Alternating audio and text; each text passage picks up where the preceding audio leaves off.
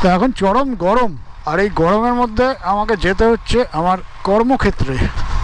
আর যেহেতু অনেক দিন বাদে কারিজমাটাকে নিয়ে বেরোচ্ছি, এটাকে ফিউল আপ করাতে হবে। আর এখন নতুন সরকার আসার পর, মানে রাজ্যে নতুন সরকার আসার পর দফায় দফায় পেট্রোলের দাম বাড়িয়েছে নতুন সরকার।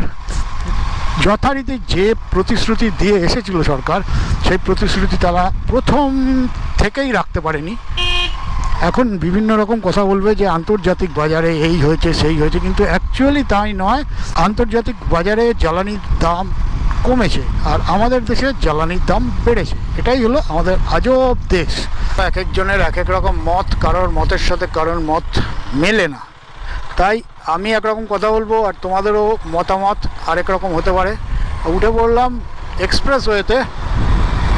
আর আমাদের যেটা সমস্যা, সাধারণ পাবলিকের, মানে পাবলিক, মানে ম্যাঙ্গো পিপল, তাদের হচ্ছে এই মূল্য বৃদ্ধি, মানে কস্ট কত হাই হয় তার উপর আমাদের জীবনযাত্রাটা ভ্যারি করে।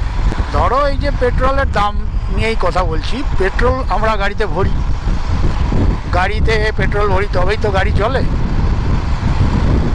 আর যখনই আমরা দেখতে পাই যে আমাদের পেট্রোলের দাম বেড়ে গেছে বাজারে, তখনই আমাদের মাথা ব্যথা খারাপ হয়ে যায়।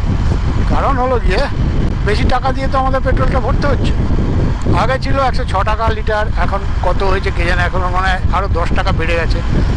এই গত কয়েক দিনের মধ্যে টাকা প্রচুর বেড়ে গেছে। তো যেটা বলছিলাম যে আমি চালাচ্ছি কারিজমা এক্সএমআর 210cc একটা বাইক। এই বাইকে মোটামুটি যদি তুমি খুব ভালোভাবে ধরে চালাও তাহলে মাইলেজ দেবে 40 to 45। হ্যাঁ, একদম প্রুভড, এটা আমার মিটার কনসোলে শো করে। আর আমি চালিয়েও তো বুঝতে পারি যে বাইকটা ভালো মাইলেজ দিচ্ছে। এর কারণ হলো টাইম টু টাইম সার্ভিস করা। আর ইসিউ আপডেট যদি চায় তাহলে এটাকে একটুখানি সার্ভিস সেন্টারে বলে রাখো যে ইসিউটা আপডেট করে দিতে। এই যে সিগন্যাল দুটোতে আমি দাঁড়ালাম না, এই দুটো সিগন্যালে কিন্তু আমি বাইকের কিল সুইচ অফ করে দিয়েছিলাম, মানে ইঞ্জিনটাকে অফ করে দিয়েছিলাম। বেকার পেট্রোল পুড়িয়ে লাভ নেই, কারণ পেট্রোলের দাম ঊর্ধ্বমুখী ভাই। এখন পেট্রোল মানে একদম সোনার দামের প্রায় কাছাকাছি। মানে মজা করে বলছিলাম যে সোনার মূল্য আর পেট্রোলের মূল্য আমাদের কাছে সমান। মানে যারা রাইডার তাদের কাছে পেট্রোলের মূল্য যা, সোনার মূল্যও তাই ভাই। তো আমাদের প্রতিটা মুহূর্তে চিন্তা করতে হয় যে পেট্রোল আমরা যে ভরবো, পেট্রোলের দাম এত বাড়লে কী করে আমরা ভরবো। তো এইখানটা একটুখানি অজবটা ব্যাপার। কারণ হচ্ছে এখানটা ক্রসিং, দুদিক দিয়ে গাড়ি আসছে।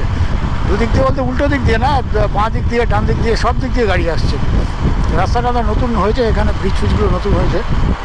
পেট্রোল খুব হিসেব করেই আমাদের খরচা করতে হয়, কারণ এই মূল্যবৃদ্ধির বাজারে ভাই বাইক যদি চালাতে চাও তাহলে তোমাকে তো পকেটের দিকে দেখতেই হবে। তার জন্য করতে হবে কি, যেমন সার্ভিসিংটার কথা বললাম, সার্ভিসিং তো মাস্ট।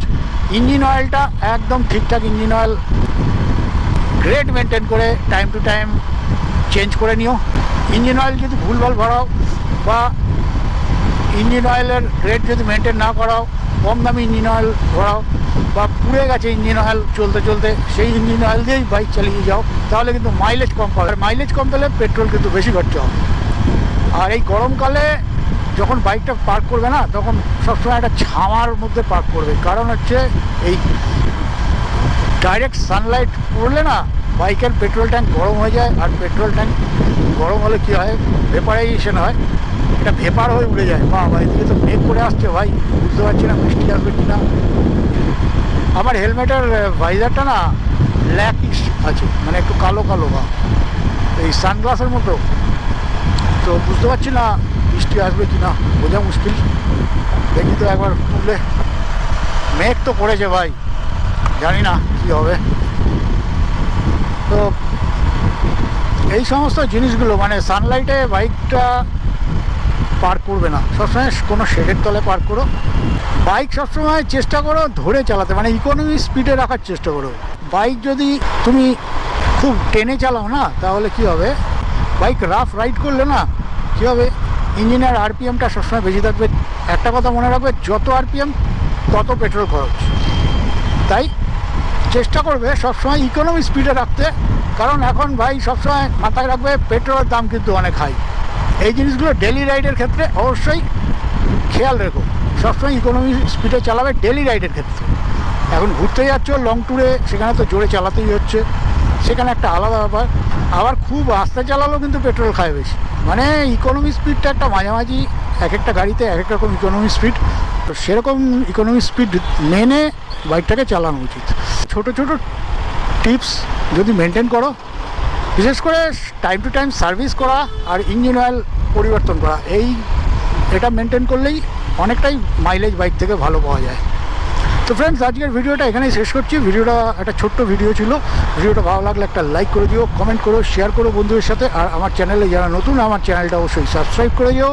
দেখা হচ্ছে আবার এর পরের ভিডিওতে। Stay tune and good bye.